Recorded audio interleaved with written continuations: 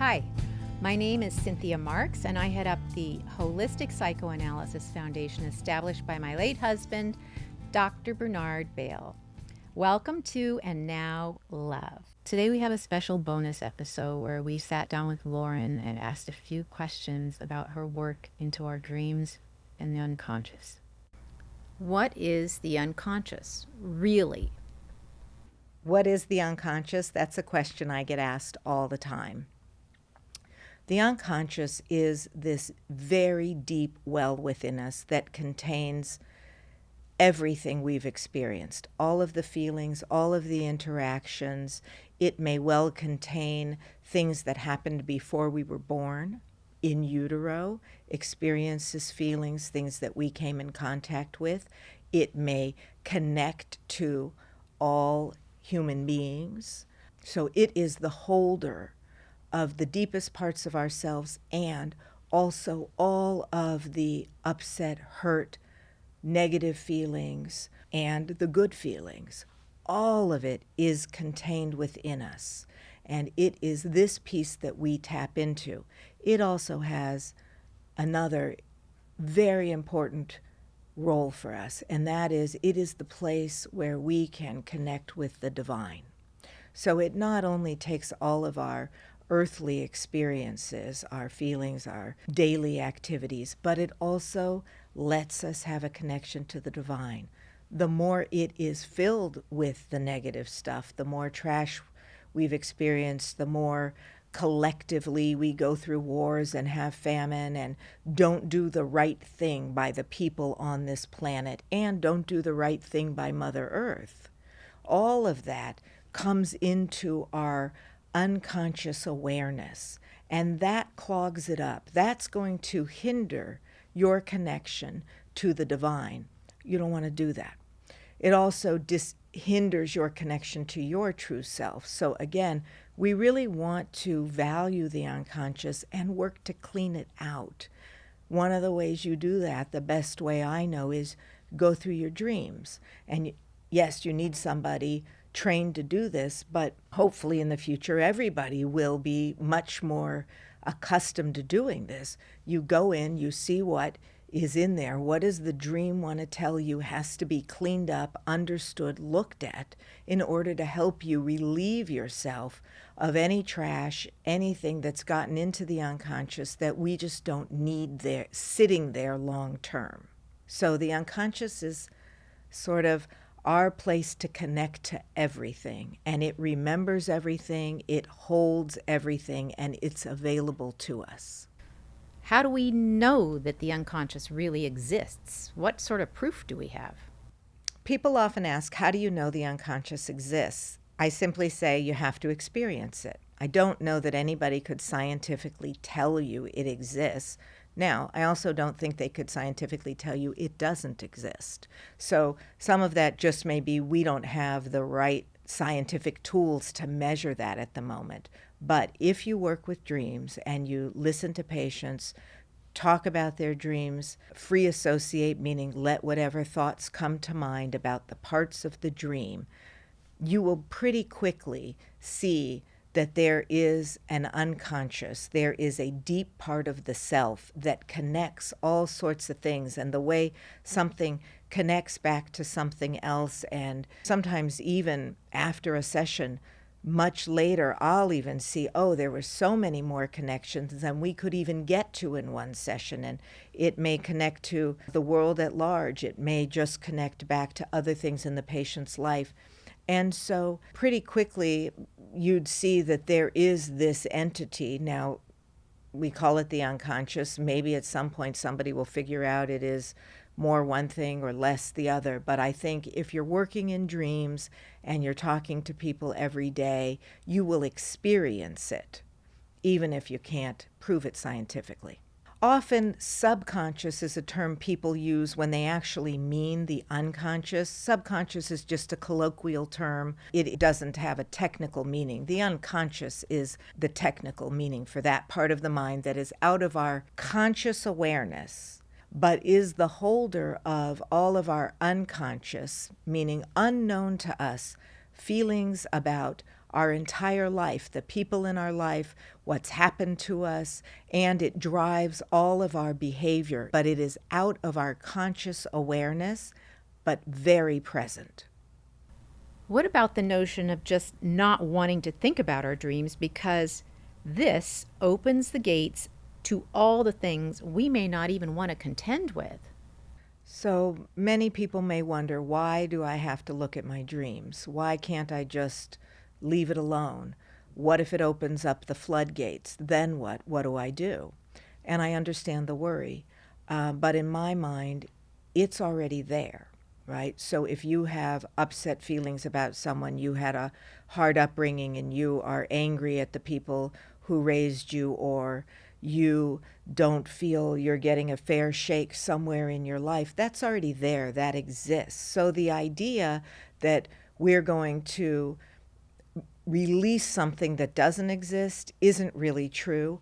Might you feel it and then get those feelings put in the right spot? Yes, because just because you're disconnected from something doesn't mean it isn't having an impact on you. I would say, why don't you explore it a bit, see what it is, at least know what it is. Nobody's saying you have to delve into it for years and years, but why not just get the lay of the land so you know what's there?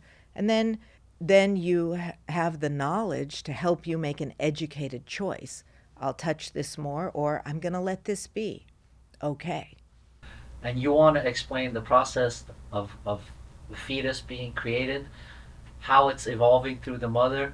Take us through that whole process until the child's born. Even afterwards, it's still nourishing from the mother, and how that relationship. The child's relationship with the mother is a foundational piece of the work that I do. In my own treatment and through the teaching from my mentor, what became clear is that if you're going to understand something, an idea, a problem, start at the beginning. So doesn't it make sense then, if we're going to understand a human being, we want to understand that person from the very beginning? How far back can we go? We can go all the way back at least to life in utero, where it all began.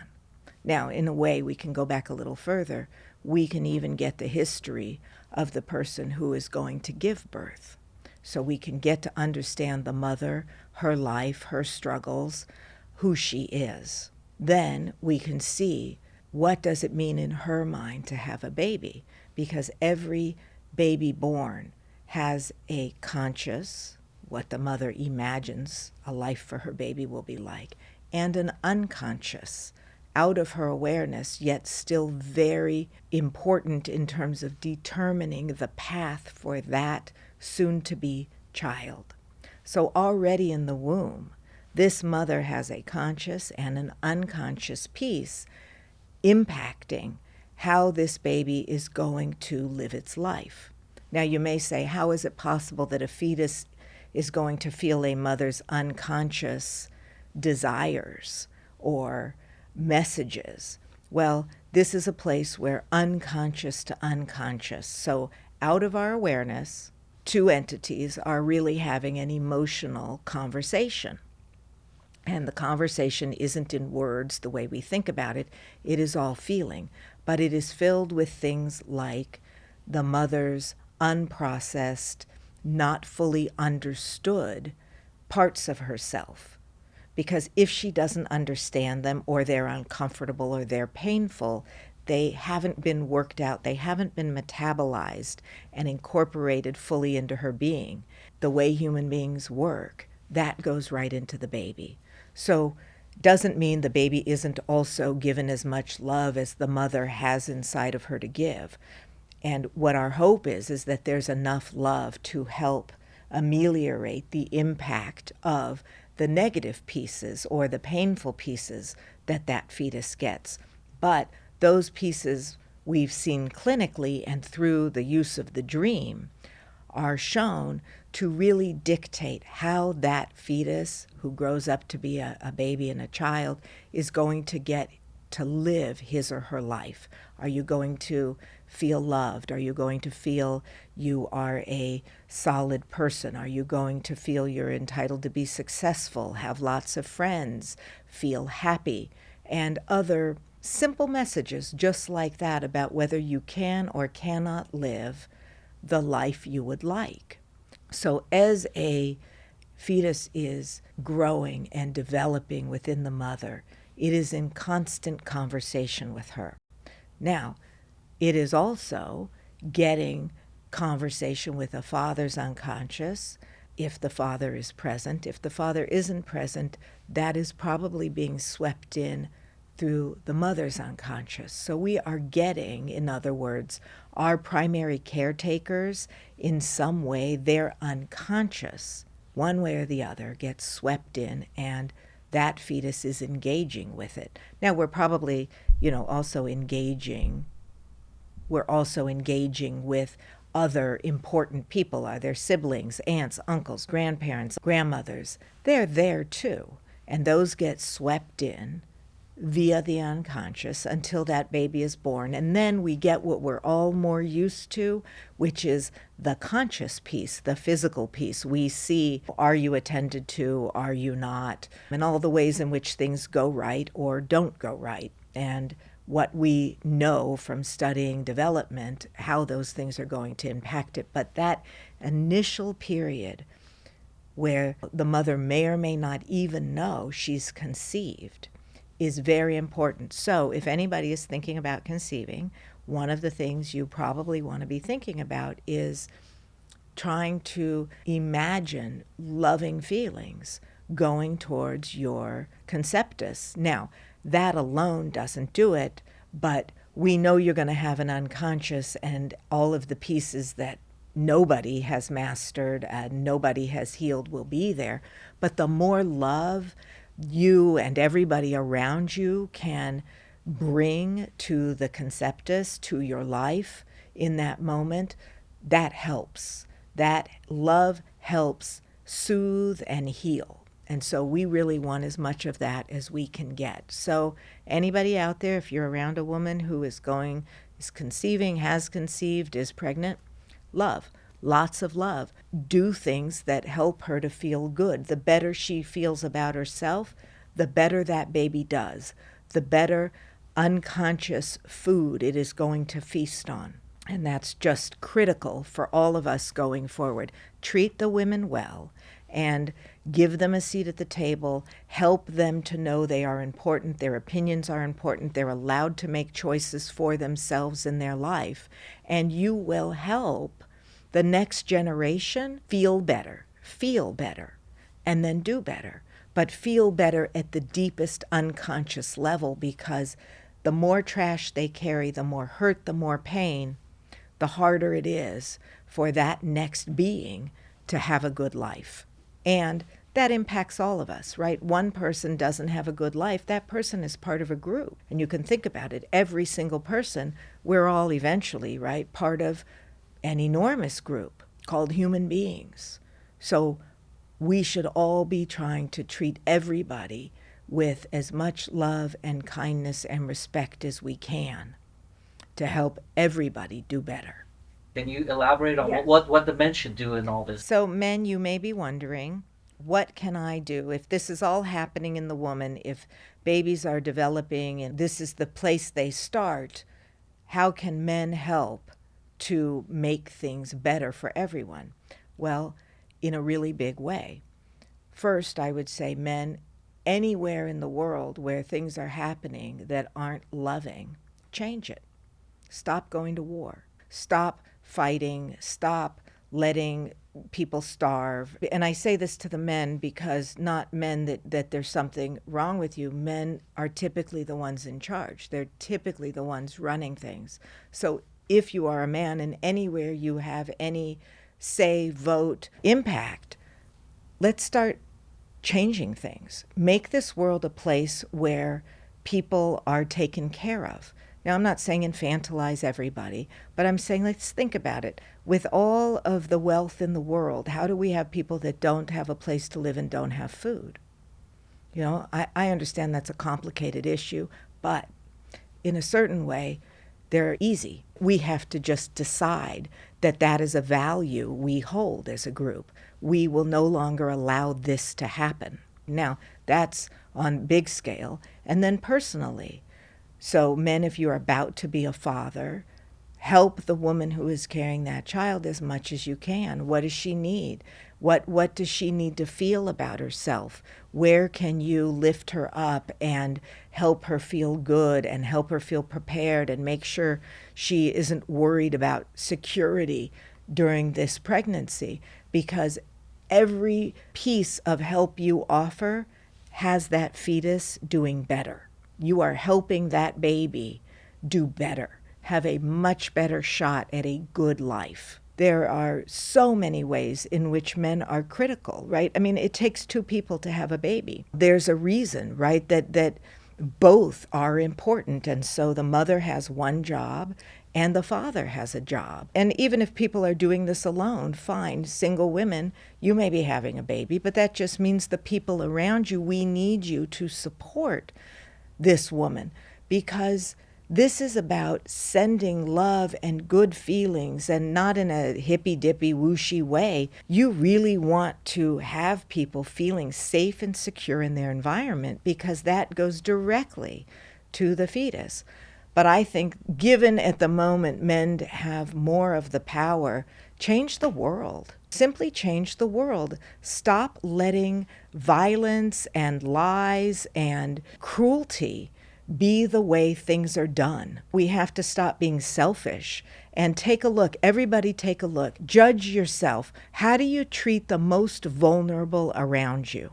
How do you do it? And if you don't do it well, then you don't have a functioning society. It's limping along at best. And it may be held up and look pretty because there's money and there's power, but fundamentally, the unconscious, the truest part of everybody knows that nobody is being taken care of properly. And that is going to bleed into everyone. Everybody knows that at some level. So, if people really want to do something, let's change the way we do business. Let's stop making money and power the main goal. How about make love the main goal?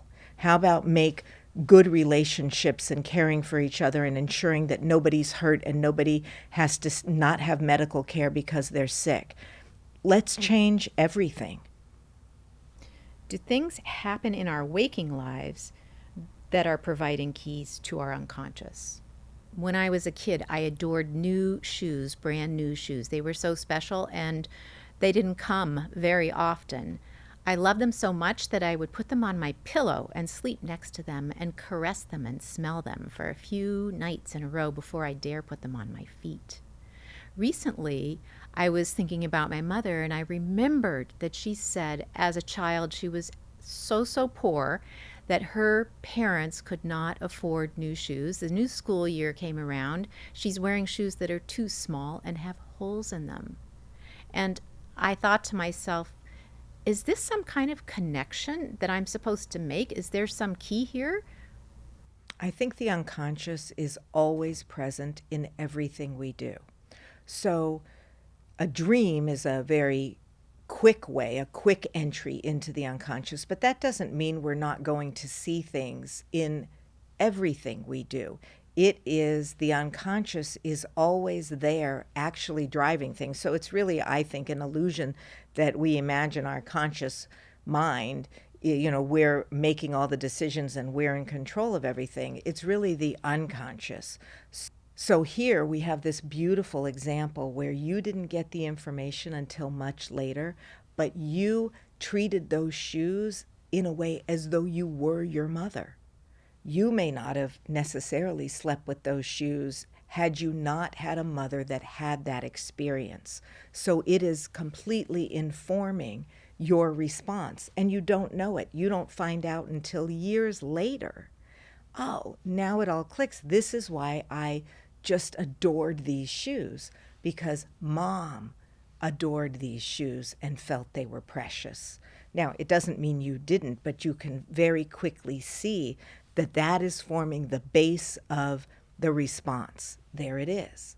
So we get to see how the unconscious informs so much of what we're doing.